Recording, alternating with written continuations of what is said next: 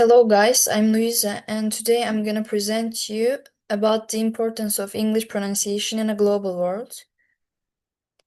Okay, let's start with the question, what's important in English pronunciation?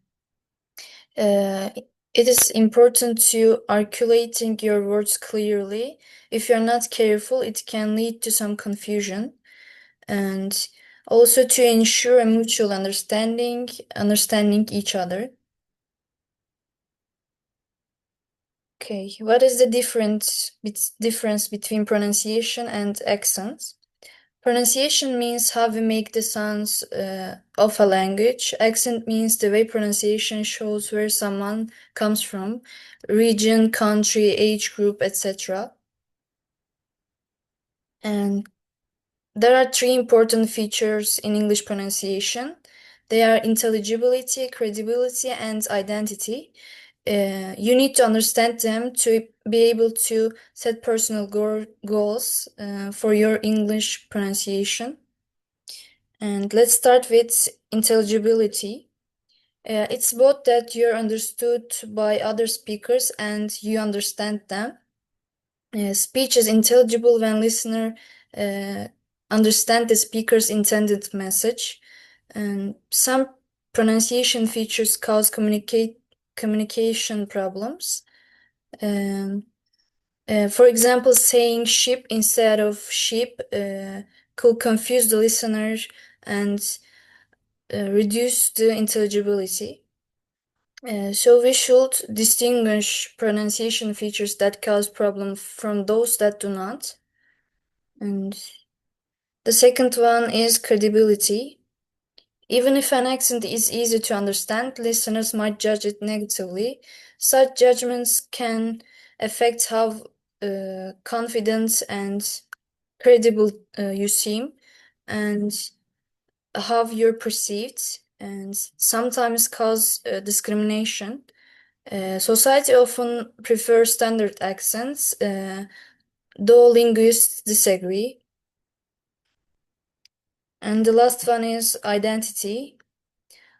Accents can show who you are, your background and personality, where you're from, country, region, etc. So having a local accent is fine as long as your intelligibility and credibility are not affected. And also you might want a British or American accent, but it's hard to sound native and sometimes unnecessary. So you should not push yourself to sound native. And let's continue with pronunciation goals. Accent bias can influence our personal and professional lives. So we should learn to improve key pronunciation skills, prevent communication problems, and handle accent bias confidently. In brief, be in control of how we speak English. And rhoticity, the pronunciation of R. One of the major differences between accents of English lies in the pronunciation of R. Some native English speakers are rhotic. This means that they pronounce R everywhere it's written.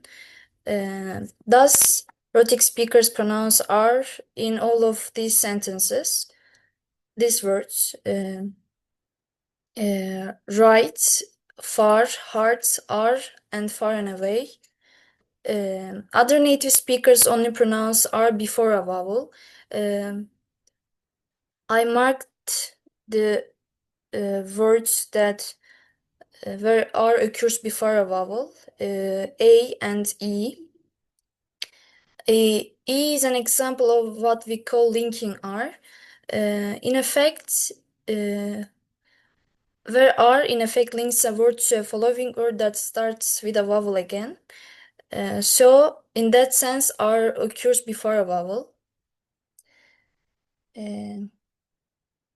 However, non-rhotic speakers don't pronounce R in B, C, and D.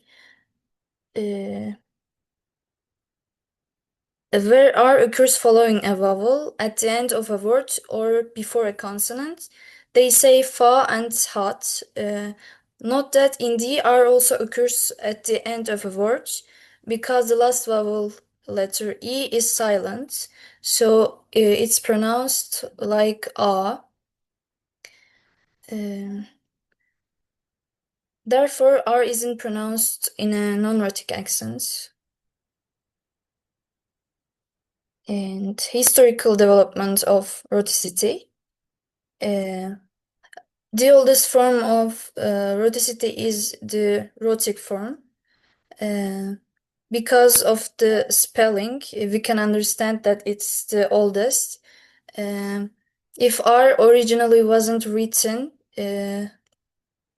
in in the word heart, why would this word be written with R? Um, so in Celtic countries like Scotland and Ireland, they pronounce R. So they are rhotic areas, and to some extent, the southwest of England. The rest of the UK is non-rhotic. It's thought that speakers first lost their R's in the southeast of England in the 18th century, and also the standard British English accent is a non-rhotic accent. Rhoticity is one of the major features in respect of which dialects differ. Accents in the northern hemisphere, like US and Canada, are rhotic, and in the southern hemisphere, like Australia and New Zealand, are non-rhotic. Since R was lost in the southeast of England in the 18th century, linguists think this split comes from when people settled there, and the northern hemisphere was settled from the 17th century when British settlers still pronounced R, while the southern hemisphere was settled later from the 19th century when R was disappearing.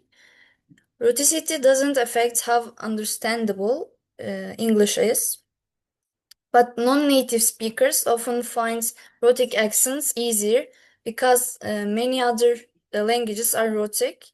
So you can use a rhotic accent for an American, neutral, international, or personal style, and non-rhotic accent if you want a British style. There are some words that differs in uh, American English and British English. Uh, in American English, it sounds like source, source, floor, flow, court, court, father, father, drawers, draws. And in English, British English, it sounds like sauce, flour, cut, father, and jaws. So the pronunciations are the same. So it can cause misunderstandings and can put you in a difficult situation. That's all for today. Thank you for listening.